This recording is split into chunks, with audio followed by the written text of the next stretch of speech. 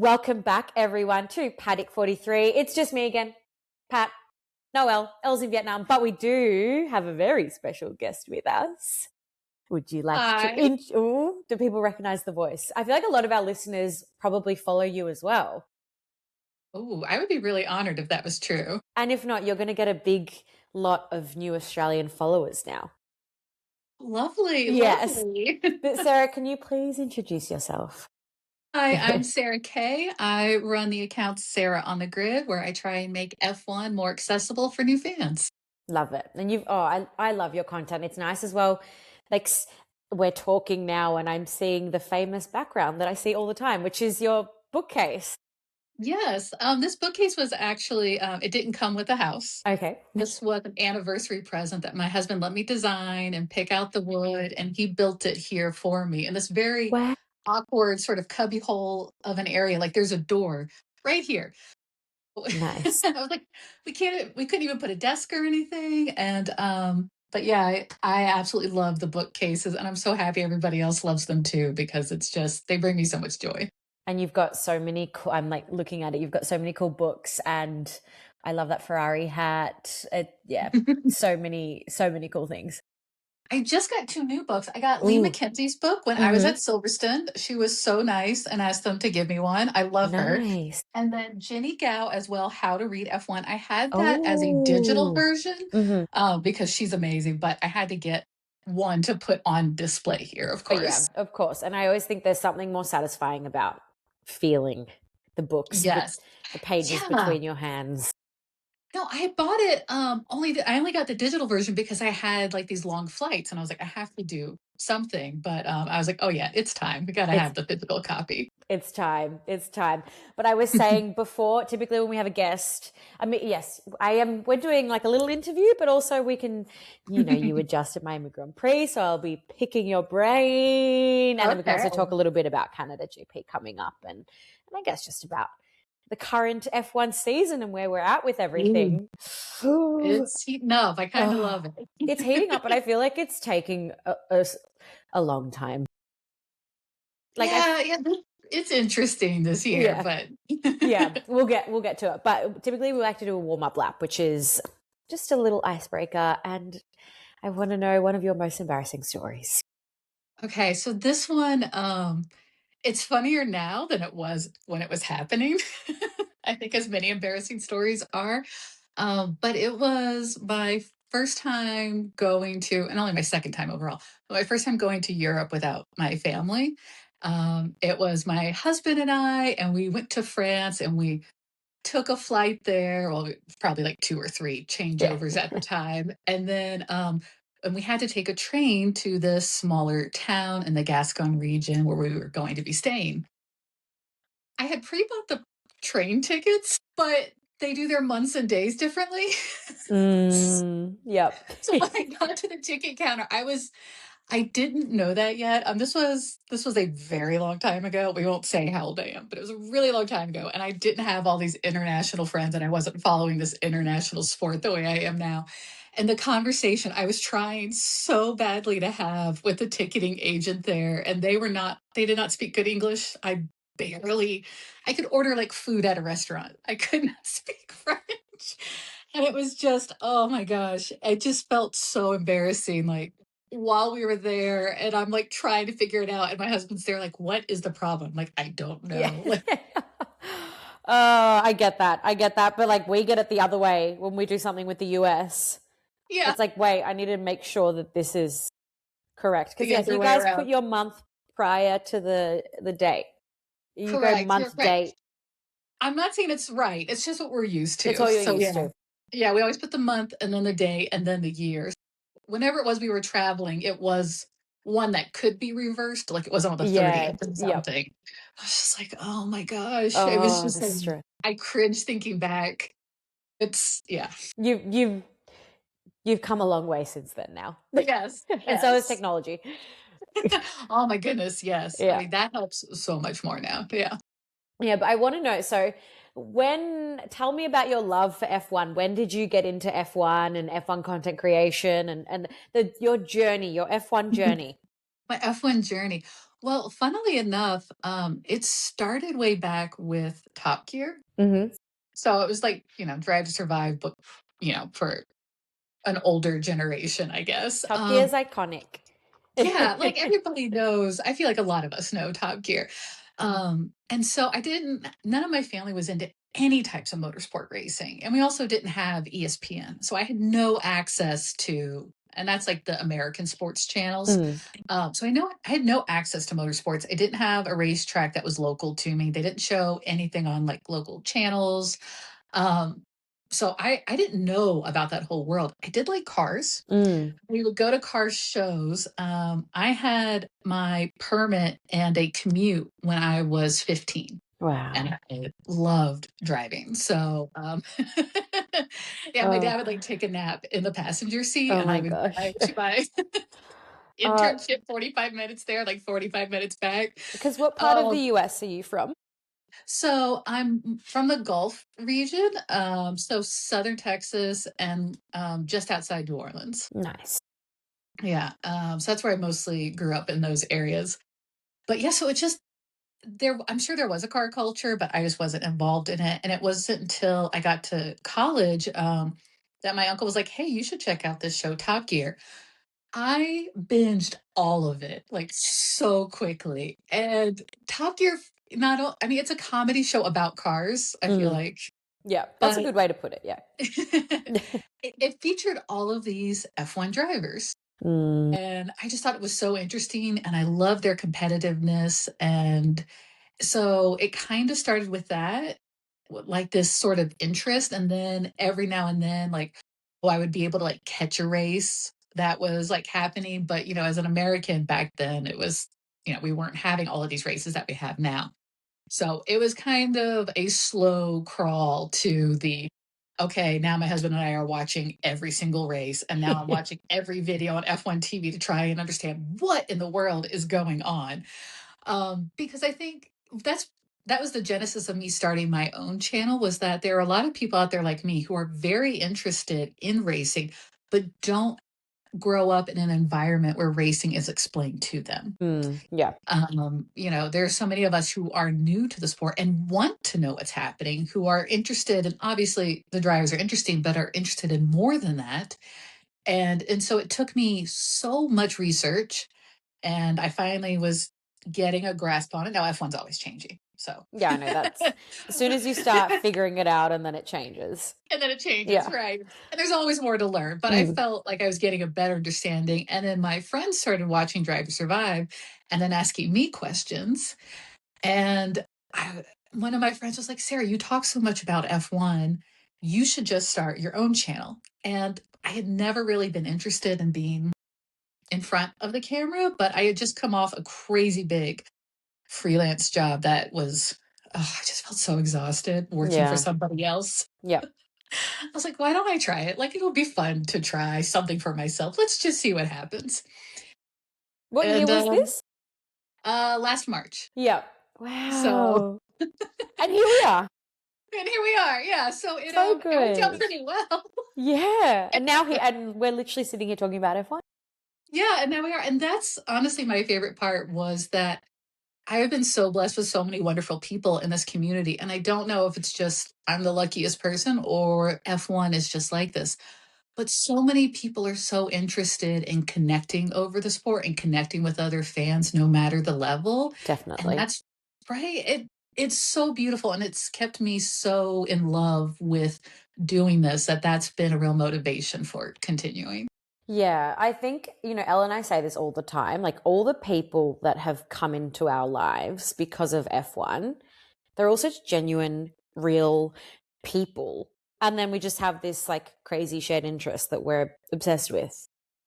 Like, Very. like and even it's so nice for us to be speaking because we also have, it's such an international community. And so you have all these like international friends that you haven't even met, but you're like online friends. Yes. I And love then online friends. They're the best. literally, and then we all, talk about these crazy things that are happening and like our opinions. And it's so special because I think it's not that common. I think as well, being females in this space is we have like extra solidarity for each other. Absolutely, absolutely. Mm. That has been, you said it, like there is an extra layer of like solidarity that I haven't found in other sports or in other aspects of, I don't know, it's just this thing that connects everybody, and that's what I love about F1 more than almost anything else. Like it's so interesting, but I have other people I can talk about with that interest. Yeah, So I love it. it's so true. So interesting you're talking about obviously how much it changes, and we look at, Yeah. we look at this even just this year. Obviously, we went into the season knowing there are all these regulation changes, and you were going to come to Melbourne and then you didn't come, but that's okay. It was crazy. It was crazy. And I think I was talking about this with another content creator the other day, Danny, who was on the podcast last week, and she was Oh, saying lovely. she's so lovely, but we were just saying it really was, we always feel very lucky that, I mean, next year we aren't starting the season off, but that we do get to start the season off with AusGP, and the fact that we went from break into AusGP, regulation changes, like there was so much happening. It was It's so much. so much, and obviously, we will speak about this, but when you are physically on track, like that weekend is mayhem, Chaos. and so going into the weekend thinking, okay, there's all these things on, there's all these things that I need to remember with regulation changes, and then they change again. Just as you start getting a grasp, they've changed again, and we have spoken about the regulation changes. But you were in Miami a couple of weeks ago. I was in Miami. Yeah, it's crazy to think that that was a week ago. It feels like 3 days ago. Yeah, well, I think it was 2 weeks ago, wasn't it? Technically, Don't test me. no. Well, it was okay. It was a week and a day ago. Yes. Actually, yeah, it Okay. was a Yeah. week ago for you. No, sorry, it was a week ago for you because it was Monday. Yes, I lie. Yes, So just over a week. We can just split over the a week. difference. Just over a week. Yeah. Yeah. Crazy. When did you? Okay, so tell me about your time at Miami Grand Prix. I want to know how it was, how it went, and I do want to sort of get into as well a little bit more of the details with your opinion on the new regulations and what you saw on track as well. Sure. So how I got there, this was only my third race that I've attended, and it was really interesting. The other ones I attended in a different capacity than this one. This time I was working with a U.S. activist group that is about helping to keep tracks alive and helping citizens to modify their cars. And they started recently working with the FIA. So I found out like 2 days before that it wasn't a media pass; it was a VIP guest pass. So cool. So yeah, it was really cool. And when you get into all the different types of passes that a content creator can get, this one was the most freeing, I'll say. Okay. So I had the most freedom I could shoot because you can't have this pass and have anything sponsored, and you can't publish anything with this pass from inside, like the areas that you have access to media. But you're allowed to publish anything to like your personal page. So it was great. Yeah, a lot of people with media access can't actually shoot video in the paddock. Yeah, because media access only gives you photo access unless you get a very special, different type of media. Like it's very complicated. It's possible. They're just, I mean, yeah. it is very complicated here in Australia Yeah. as well, but that's interesting. So I think even I like a took a, yeah, content creator can't film in the paddock? well, no, it depends on the type of pass you have as a Yeah. content creator. So that's what Okay. I'm saying. So if you have like Yeah. a regular, somebody bought you a paddock pass, that's one thing. A sponsor gives you one, that's another one. But if you try and apply as like media or something like that, well, yeah, you can go and take photos and write articles, but you can't film yourself. So I like ran into a bunch of content creators that like couldn't film in certain areas. Wow. Okay. Yeah. And when Okay. I went Interesting. with a sponsor before, I was in the Paddock Club and they were like, oh, yeah, you can take this shot looking straight down, but you can't take any shots looking forward onto the track because that's F1 media rights. Wow. Can you take, but Yeah. can you take a photo just for your personal memory bank? Yes. Okay. Yes. Okay. Yeah. You can't So it was post anything. they're like, but you can't publish that as part of your content for this week with us because it's sponsored and blah, blah, blah. Like, there were all of these restrictions previously. So this time I got to go. It's my very first time in the paddock, and Yeah. I Amazing. just, yeah, I had some freedom, and I was like, wow, this is really cool. So I Wow. was a special guest of the FIA, working with them to cover like a lot of their topics. I got to meet with their head scrutineer. Wow. I got to meet, yeah. I still have to edit some of those videos Yeah. because I have so much content. It's crazy. Yeah. It gets Um, overwhelming when you're like, I don't know where to start, and then you throw your phone. yeah, yeah. Um, and I got to meet and get in the safety car with Bernd Mailander. Like, yeah. I'm Oh, like that's still so so cool. excited about it. Oh, that's so cool. Um, and then I got and this was part of a roundtable. So there were a few people there, and I'm still getting my videos edited and approved. But I also got to meet or attend a meeting with Mohammed bin Salim, the FIA president. And Wow. yeah, and he talked about bringing back the V8s. Yeah. So I was like my jaw dropped open. I'm like, Yep. wait, follow up What? question. So I heard before it was announced anywhere, and it was yes. In Um, that instance, and like obviously only answer what you can, but in that oh, sure. instance, are you expected to sign an NDA and not be able to say anything in that moment, or do they say like, No, they didn't ask us to sign an NDA or to keep it private, but they okay, did ask if they could see our scripts before we publish them. okay, So as a courtesy, they asked, and I'm more than happy to comply because that type of access is crazy. crazy, Yeah, so I was just like, yeah. And it wasn't even one of my like original questions. He ended yeah, up bringing it up. So, and wow, it was published, I think, somewhere else like that day anyway. yeah, So I only heard maybe an hour before it was online somewhere. So yeah, there was no like hush hush yeah, secretness to it. I think they were just concerned, like, how are you going to present this? I'm like, oh, I'm just yeah, excited. yeah, yeah, But overall, Miami was just boiling hot. mm, So that's always fun when you want to like be on camera. yeah. You're like constantly Try not to. sweating, yeah, Yeah. I mean, just like my hair sticking to me, it was just disgusting. yeah. Like high humidity, high heat, I guess running around like everyone crazy. always says it's like you just tie your hair back. Yeah, yeah, that's what I did on the Yeah, final day. I was like, yeah. I'm over Can't it be now. bothered. Yeah. Yeah, it was crazy. And then on the last day, it rained like Yeah. some serious downpours. So Mm, tropical that weather. yeah, that made it crazy. And then they moved the race up hours to actually make it in time before the storms came. So being a Which, part of that yeah. craziness was wild to Yeah. watch. What was that like on because I was thinking about it. I mean, all us Australians were quite frustrated because we were excited to have a 6 a.m. race and then it Yeah. changed to 3 a.m. and we were all very disappointed. But I do always think that a race typically is at like 3 o'clock. I know AusGP is typically at 3 o'clock in the afternoon here. And I assume as well they would typically put a race a bit later to allow a bit of a buffer in case like a race does get, typically a race will get pushed out, not brought forward. What was it like on ground? So that And was new. I'll tell you. Sorry. yeah, I would say it's really interesting because they couldn't push it later because of the rain. because of the rain was supposed to start at 2 p.m. and then just get heavier. Yeah. So of course, weather is unpredictable, especially along that part of the US that like East Coast weather is crazy and around Florida. Like it's very unpredictable. But they also couldn't postpone it until Monday. Like that was Yeah, not an no. option for the stadium.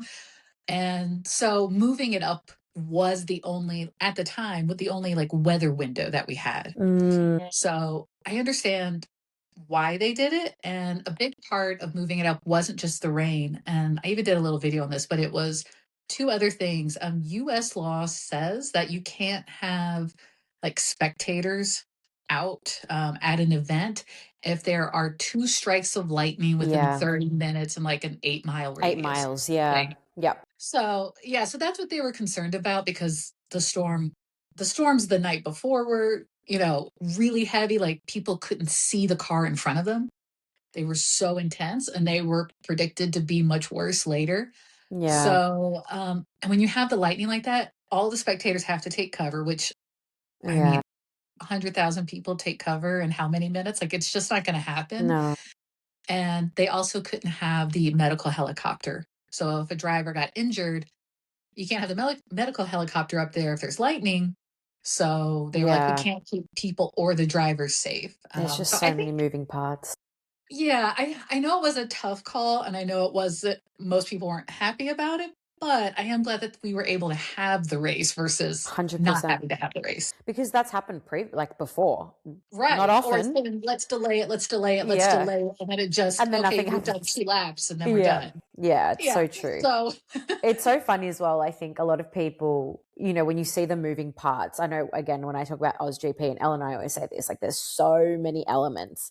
And when the 2 Middle Eastern races were cancelled, a lot of people were saying, oh, maybe there could be another OzGP. And there was even there were some rumors. And we're like, that would be amazing, but that would be impossible. And because we know a lot of the people, we've met a lot of the people at OzGP. We've interviewed Trav a couple of times, who's the CEO.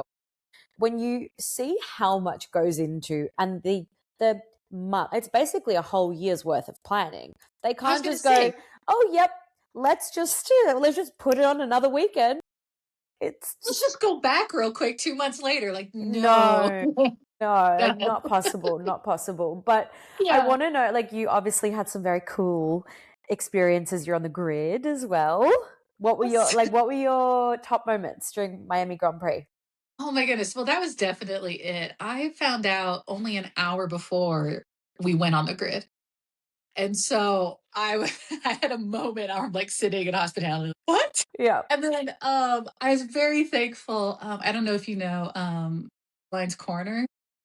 Why She's does that sound familiar? she's another American Yeah. F1 content creator. She's amazing. I love her. And she was in the paddock filming something with a sponsor thing. Anyway, she's like, hey, can you come take some behind the scenes photos for me? Like right after I got that email, I was like, yes. And I need to come freak out with you for a minute. Oh, it's so exciting. It's so nice to have another friend to go to Definitely. and, those moments. So she was thankfully helped me out with it. And I also read it. And then I checked with the FIA to make sure that I could film. Yeah. Again, I could film with my phone, but I think I couldn't take my 360 cam with me. So that was fine. But so you have to very quickly digest a contract. Yeah. So there was that. So I was doing that. And then I was trying to come up with talking points. I'm like, well, if I can film, but again, it's just like me and my iPhone, Yeah. so it's a little bit limiting in that Yeah. sense. So I was just a major sort of sparkly brain moment where there's not a lot happening, but there are a lot of neurons firing. Yep. Which one do I listen to first, though? Yes. And so eventually I got lined up and went out there. And it was just the energy that you experience on the grid, as they're getting ready to race, is unparalleled with anything I've experienced in F1. Everybody is so serious and so focused. I can't believe they let people onto the grid, honestly. It's mind blowing. It's mind blowing because they're getting this car ready. How am I It's here? What if someone trips? I always think that. What if someone trips or something someone sneezes on the car? I know that's not going to do anything, but that was a genuine concern of mine. I was like, what is going, how? And it was very crowded. I'm sure there are pockets that are not crowded. And I think it helps if you have a camera crew, somebody with a big camera sort of moving around with you. But I'm just kind of trying to find a pocket to stand in out of the way. It was just so cool to feel even closer to the sport. I'll never obviously drive one of the cars. But really? This is as close as I would get. This was insane. Oh, it's so cool. It's just amazing. And it's again, I just love seeing people. Granted, I don't, I feel like I know you, but seeing people that do these things is really special, because obviously we see things on TV and we see celebrities, and obviously it's typically celebrities get these opportunities, but to see people that are so deserving, it's very special, and just you're appreciating it. You're not someone just going, yeah, cool, whatever. I am not too cool for the grid. I will never No, be. like please, please.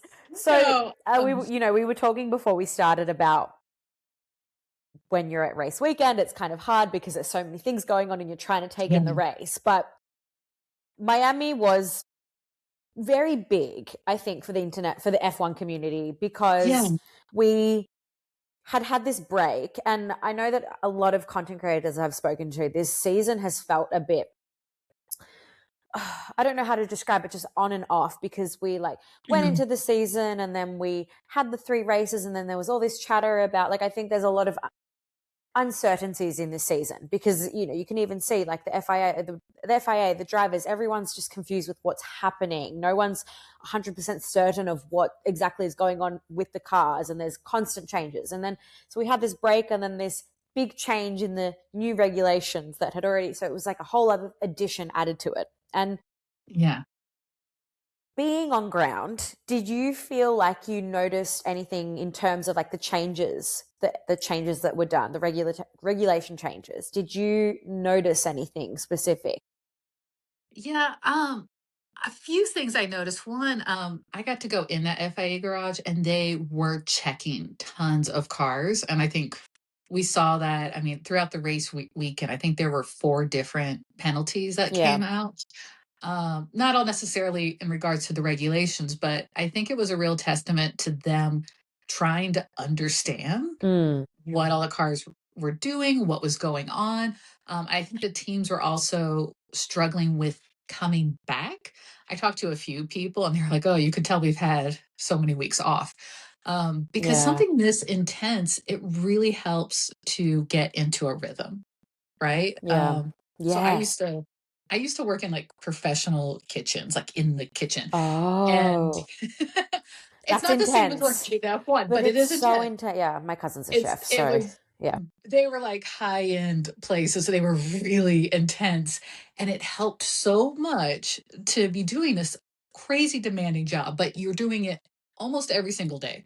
Like, you only get 1 day off a week, and you're doing it week after week after week, and your body, in a way, gets into a rhythm. yeah, So, I think on top of the regulation changes that we had come through, I think some I don't want to say anybody was doing a bad job, but I think that there was a bit more mm, antsiness around trying to get back into the rhythm yeah, and then get into a rhythm where most people are out of their time zone, yeah, which never helps anything. Um, but I do think the regulation changes we had going into this weekend did help some. yeah, It helped a little bit with being able to do the main straight at a fuller speed. I think everybody was happy about that change. We got new safety regulations that was supposed to be clear for the rain lights. And I thought we might see those, warmer tire blankets on the intermediates, and we might see those rain lights in action this time, but we didn't. So yeah, that change hasn't really affected a race yet. But I am excited that they have now announced that for next year, they're going to move away from that 50-50 power split and they're going to go to the yeah, 60-40. yeah, I mean, I understand how we got to this set of regulations. I mm, think a lot of people think it's just a hammer comes down and it tells everybody what to do. yeah, yeah. But a Which is lot not of the it, case at all. no, it's not the case at No. all. And there are a lot of really big, we'll say, shareholders in addition to the drivers. So, unfortunately, the drivers are often treated as employees and not as part of the conversation. And a lot of the, we'll say, conversation around developing these happened 13 years ago. That's when they started talking about these regulations. Yeah. So that was before a lot of these drivers were even on the grid. But they had to do with all of the car manufacturers that wanted to push their own EV vehicles and show how cool electric vehicles could be. So that was a big reason why we got to this place. And everybody complaining, well, it's like Formula E now. It's like, I'm not arguing with you on that. Yeah. That Yeah. was kind of the point. Yeah. But I think one of the good things that came out of it is that they pushed all of the fuel manufacturers to move towards sustainable fuels from Yeah. non-food sources. And so now that we have that, and I know there's a few who are still catching up to that 100% level they want to be at, but that will allow us to go back to V8s and still be carbon neutral when it comes to racing. Yeah. So there are some good things, but the whole Mario Kartness and electricness of it is really not doing well, and the FIA knows it, and they Yeah. want to move back. So it's just about getting the teams on board now and trying to figure out what to do between now and like 2030. Yeah, I think it's interesting if you know what you were saying about getting into a flow and it's so true. I think we always knew going into this season that I mean the 2026 regulations were spoken about for years and we knew that this season wasn't just going to be new regulations and we start the year like that we knew that it was going to be a trial and error going into it and it is a trial and error and unfortunately like it can be frustrating and then there's all the really old school motorsports fans that are like this isn't racing and this isn't real but like Yeah. you know unfortunately like the world is changing and it's developing and we need to catch up like well unfortunately for them so Yeah. And it's weird because I think they changed so much across the yeah board. That's what people are also struggling struggling with as a with fan. Like, okay, it's not just now we have a 50-50 power split between the ICE and the battery. Now we also have this different types of like boost modes and things.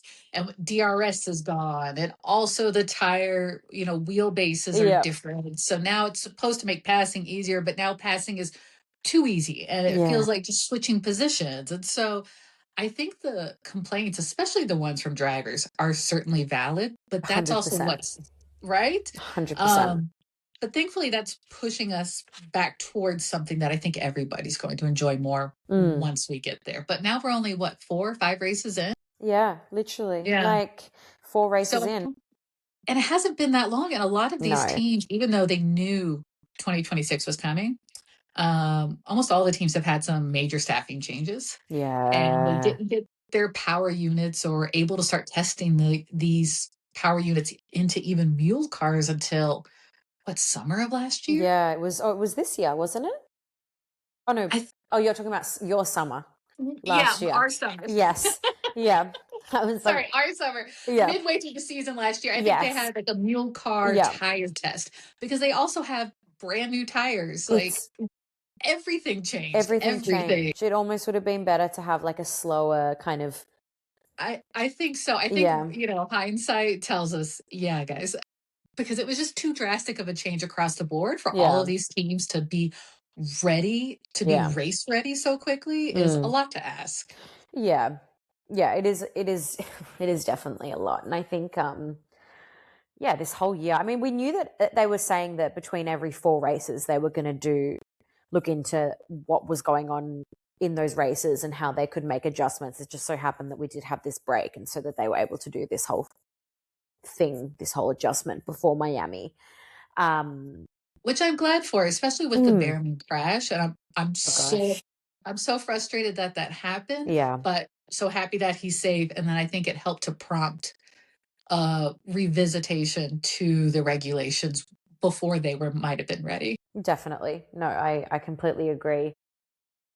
Yeah, it's a crazy year. I just like with next week. I mean, this weekend we have a break, then we've got Canada, and I just miss F1.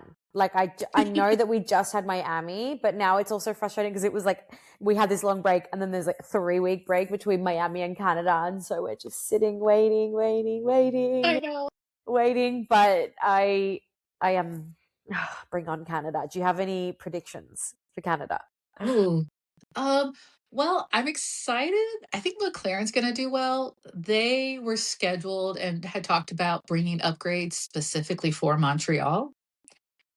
So I think we're going to see, we already saw them on the podium Yeah. this, so I really think that they're going to do well. I've been loving seeing Kimmy do so well. Mm. I'm so excited about him. I love seeing Max actually battle his way up because I know the start of the season was really hard Yeah. for him. I love seeing the Ferraris be competitive, even if they feel like they're not up as high as they want to be. I think, a lot of the teams are doing well. And especially when you look at the teams that aren't doing so well, when you look at like the back end, when you look at like Cadillac being brand new, like, of course, they're not gonna, it's No. gonna take their No whole one had team, expectations. right, to be cohesive. Aston Martin, their whole issue with Newey wanting to redesign the engine that Honda had made for them, and now there's not enough time to redesign the engine. Like, Disaster. props to the drivers on those teams because I know that they must be frustrated, but that's just sort of like what has to happen behind the scenes before these teams can be race ready. But I think we're going to see McLaren do well in Montreal, and I know Lando's really eager to fix his previous mistakes there. Oh, So Lando. I, I mean, I hopefully. know. Hopefully. I'm not, Yeah. Uh, I'm not hating. I'm just saying I know that he's yeah. eager to do well there. Yeah. So I'm excited. I kind of want there to be a wet race, even though Yeah. I'm trying to go. Okay. Well, I, I was going to ask the next question is, are you going to go to Canada? I have bought my plane tickets. Okay. I Excellent. haven't gotten my hotel. I haven't gotten everything else like lined up and crossed off. So we're working on it. But I have found that things in F1 happen so last minute. So last minute. So last minute. Like Mm-hmm. got my paperwork for Miami the week before Miami. Yeah. I Yeah. just like people are asking me, they're like, "Are you going?" I'm like, "That's the Hopefully. plan." Yeah. Well, Hopefully. We'll see. hopefully, like I bought some plane tickets. We'll see.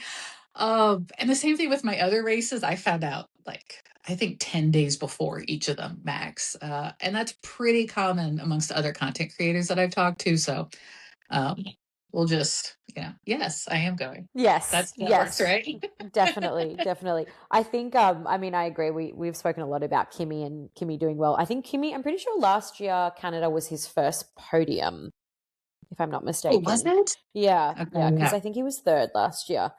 Um, yeah, I think the McLarens now, like it wasn't a great start to the season, but they're hopefully making their way up now, I think, and hopefully it's a bit Yeah. more competitive with the Mercedes as well.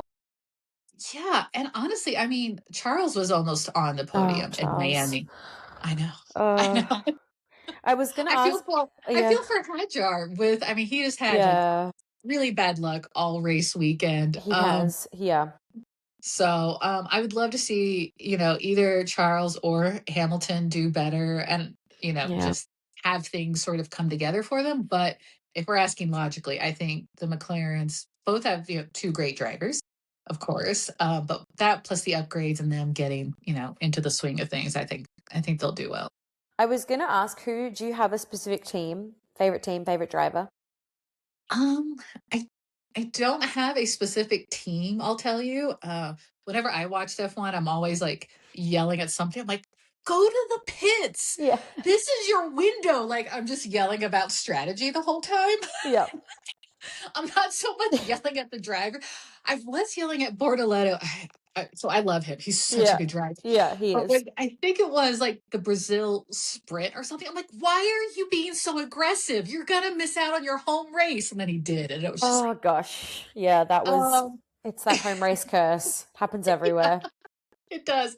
Oh, But I'm always rooting for a lot of them, but the only drivers merch that we've ever bought is Hamilton's hat. So iconic. slight favoritism. Yeah. It's obviously like he's iconic. And I was Yeah, going to yeah. ask, are you planning on attending any other races this year? Um, well, plans and concrete plans are a little bit looser, but I really want to do Austin and Vegas again, and I would love to do Silverstone this year. Yeah. That would be, I guess Montreal's international, but Canada's our cousin. Yeah. Um, but I would love to go back to Silverstone. I just went there for the first time ever for an F1 Academy testing event. It is a beautiful track and it is so big. And I have loved every race that we watch there, just seems to be filled with excitement and Yeah. drama. So I'm trying to figure out how to make that one happen because it's a classic, right? It's the It is. F1 track. Yeah. It's a home race So for many. for many, Yeah. yes, exactly. And it makes that even more exciting. It amps it up. Yeah. Yeah, so that's the one that if I could only pick one race in the year to go to, it would probably be that one to Yeah. see what it's all about. I think Elle will maybe be there this year. Well, okay. Yeah, but she actually represented Paddock 43. She went in Oh, 2024, but it was literally like a month after I'd given birth, so I couldn't go. Oh, no. Yeah, I couldn't go, but she represented for us, which was great. But she loved it. But I know she was saying as well, I mean, it's such a fantastic track, fantastic race. She's like, it's just so big and Yeah, hard it's to get it and huge, hard to right? get into. Like Yeah, where did everybody's you telling me to camp and, like, I Yeah, don't yeah, that's what know. yeah, she's like, I'm not camping. Where did you stay when you went? I actually stayed, at Heathrow Airport, and I just took a car in for the day and then back because Yeah, it was just a 4-hour event, so yeah. I wasn't that concerned, and Mm. I was gonna take a train, but it was like, you have to take a train to London from here's the airport, and then to Silverstone. Oh, it's so silly. And I was like, "Oh, so it's 2.5 hours if I go that way, Yeah, or it's an hour if I'm like, I'm just taking a car. yeah, I don't care today." yeah, yeah. I remember because yeah, at OzGP, like we can basically walk around the whole track. Like you can, Oh, nice. yeah, yeah. So You could do that in Austin too. okay, So it's okay, boiling hot, yeah, but you can walk the entire track. And because it's in Texas Hill Country, almost every spot you're at, you can see the track in that's multiple good. places. Yeah, Yes. well, that was my next question. What's your favorite track in general, like to watch? And then Mm. what's your favorite track that slash GP weekend that you've attended? Okay, well, so we'll say Silverstone is number one, but I'll give you a new one as well, just because so much happens there, and I love a wet race, and it oftentimes delivers. Agreed, agreed. I'm always like, let it be wet, but I hope they're safe. Yeah, and which is England is great for. Like, we're Yeah, just gonna be drizzling. yeah, I'm like, that's yeah, perfect. Drifted over the curves. Like, give me yes, some action. yeah. Um, Chaos, but safe. chaos but safe. Yeah, Exactly right. Like, everybody's gonna be good. We're yeah, all gonna be good. That I also really love the Mexico GP. yeah. I Okay, that's my I dream. I really want to go to is Mexico it GP, okay? and We'll because I go to speak that one Spanish, together. so yes, please. Oh, oh, So we're gonna have to be with you I anyway. can be your Yeah. translator. Yes, please. Yeah. Oh, I would love that. So it's just a beautiful track. I Yep. mean, even the paint job, but like there's so much action that happens Yeah. there. Yep. Like, I mean, I think Brazil would be a close third. Yep. And rain in Interlagos always. Yeah, exactly. So you see, you Yeah. understand the chaos that I Yeah. love. Yep. So I guess those are my like top three for watching as a spectator, and those are usually often at times that I can watch while I'm fully awake. Yeah. So that helps too. Yep. I don't want anybody coming after me because I missed one of their favorite tracks. It just Oh, helps when you can watch it live yep. and like fully caffeinated and not like at 4 a.m. So I'm sorry, Suzuka. It's a 3 a.m. race. It's like too. Suzuka for It's us too. is like, oh, we can watch it live. Oh, nice. Nice. No, We have the opposite issue. right, right. So you probably enjoy some of those races more. And I also like Azerbaijan Yeah, because Baku's oh, always so eventful. it's so Always. good. Oh, it's so good. Like Because it's every dramatic. shot is interesting. It's with those narrow The streets, like there's castle. nowhere to go. They're always using the runoff. Like, Yep. oh, Yes. I feel There's like always someone spinning out on that runoff, like after the first corner. Yeah.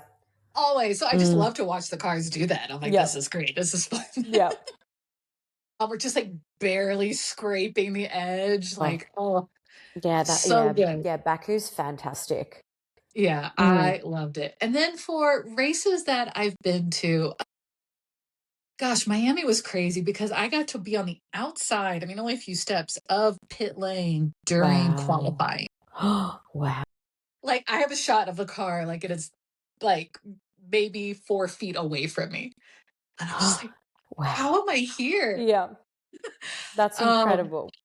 so that was very cool. But I will say for watching the race, Vegas is nice because of the weather. It's Mm. cool, so you can like wear a hoodie and a jacket and just be chill. Texas, you're melting in your seat, but you can see so much. Yeah. You can see what's happening right in front of you. You can see what's happening on the next turn, and then you can see what's happening further down the track. So if I had to go back to one of them, I guess I'd say Miami. Yeah. I think. Yeah. Yeah, it's just the energy there being the first US race as well Yeah. gives it something special. Yeah. We were actually potentially going to go to Miami, and then that didn't happen, but it's okay. It will happen. Oh, it will happen. It It will will happen. happen. But I And it'll think be better weather when you come. I'm true, just, true, true, true, true. Yeah, true. But we do have our eyes on Austin. I think you'll really enjoy it. Like I said, as long as you like are prepared to deal with the heat, See, I wear love the heat. okay, I okay. have my mum's from Venezuela, so I have Caribbean blood. Oh, well then you'll Yeah. be So it's interesting you you'll say you like Las Vegas, because when I think of Las Vegas, I'm like, oh, cold at night. it is, but it's more like I can't do the conversion, but it's like 50 degrees Yeah, like Fahrenheit. maybe like So I don't know what that is in 18-ish or Celsius. 18-ish, maybe. No, less, I think. Yeah, I had on like thermal leggings and a coat. Like Yeah, it was fine. Like it's just cool. But cool. that's terrible for racing. Exactly. Exactly. Yeah, not the That's the only funnest for reason why it racing. gets knocked off the list. Eh. Yeah. Yeah. Yeah. But I love going to it. I love attending. But if I had to pick between to tell Mm. somebody to go to just one, um, yeah. And I mean, we will wrap this up shortly, but I want to circle back, back to, you got into Formula One content creation. Mhm. And I know that there's a lot of people that would be listening that, want to get into that or are interested or want to be more involved in the world of F1. What is a piece of advice that you would leave someone? Ooh, I would say now this. I have a background in marketing, so I would say look for the gaps. In F1, you got to go for the Look for the gaps. gaps. Yeah. But I see a lot of advice online, which is just very odd to me, where it says, "Oh, find out what's the most popular thing and then copy that." And I see a lot of people trying to do that and being frustrated with their lack of success, and that wasn't my motivation at all going into this. I am very lucky that I have now discovered there are so many other content creators who are doing education. But at the time, I was just following the more lifestyle F1 content creators. And I would notice in their comments that people were asking technical questions and not getting answers. So I'm like, okay, there's a whole audience of what seems like women here that are asking other women about F1 and needing answers so that they can understand racing better. And there aren't enough people who are answering their questions. So there was sort of a gap in the market. And I was like, I've always loved teaching. I understand how to answer their questions. Maybe I could try that. And so I would say if you're somebody who's looking to get into F1, like look at sort of the social world around you and also where you are skilled. I've met so many people who are like amazing artists, Yeah. and they'll be doing F1 art. It's like, that's great that not everybody is doing that. Or, somebody that'll take a totally different take and just do like Podium Sundays, this hilarious commentary and doing this like really deep research. And she has all of these understandings. So it's not necessarily, try and be the most different possible, but don't feel like you have to be like what's popular and just Yeah. stay more true to your own skills and your own passions, because as much fun as I'm having, sometimes it's tiring. Yeah. And if I didn't love doing this so much, I know it'd be so easy to quit. Yeah. So, yeah, kind of find your own groove, find where people are looking for something different, and don't be afraid to be don't be afraid to be the odd one out, because that'll Mm. probably be what makes you stand out the most. I love that. I think that's even a great piece of advice, just a great piece of life advice Good, for good. Yeah, anyone. you can always Yeah. try and be more yourself, try and be more confident and taking a risk, and See yeah, where it takes you. absolutely. Takes you to the grid in Miami.